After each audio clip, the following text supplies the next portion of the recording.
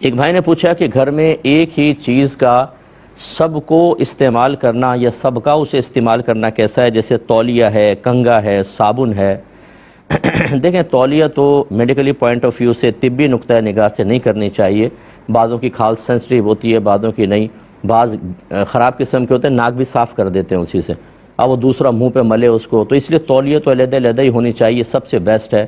اور خاص طور پہ نہا کے پورا بدن اس سے صاف کر کے پتہ نہیں کہاں کہاں صاف کیا، وہیں تولیہ باتھ روم میں ٹاک دی، دوسرا بھی اس کو استعمال کر رہا ہے۔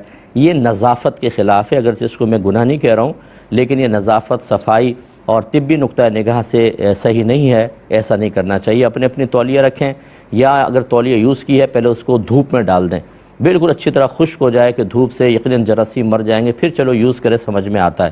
لیکن باتھ روم میں گیلی تولیہ لٹکی ہوئی ہے اور سب اس کو استعمال کر رہے ہیں، اور خاص طور پہ یوں جڑ بڑ کر کے وہاں رکھ دی، تو جب دوسرا استعمال کر رہا ہے تو اسمیل محسوس ہو رہی ہے، ایسے شریعت اس کو پسند نہیں کرتی۔ کنگھا ایک دوسرے کا استعمال کرنے میں کوئی حرج نہیں ہے، بعض نے، بزرگان دین نے بعض صورتوں میں منع کیا، لیکن یہ کوئی ایسی چیز نہیں ہے۔ اور اسی طرح صابن میں تو کوئی پرابلم نہیں ہے، کیونکہ جب آپ صابن یوز کرتے ہیں تو اوپر کا جتنا بھی حصہ ہے وہ تو ساتھ ہی دھل جاتا ہے، اور یہ ضرور کرنا چاہیے جیسے آپ نے یوں مل کے رکھ دیتے ہیں، پھر ہاتھ دھو کے نکل لیے، ایک دفعہ اس صابن کو بھی ذرا نیچے لا کے دھو لیں، صاف کر دیں تھوڑا سا، پھر رکھیں۔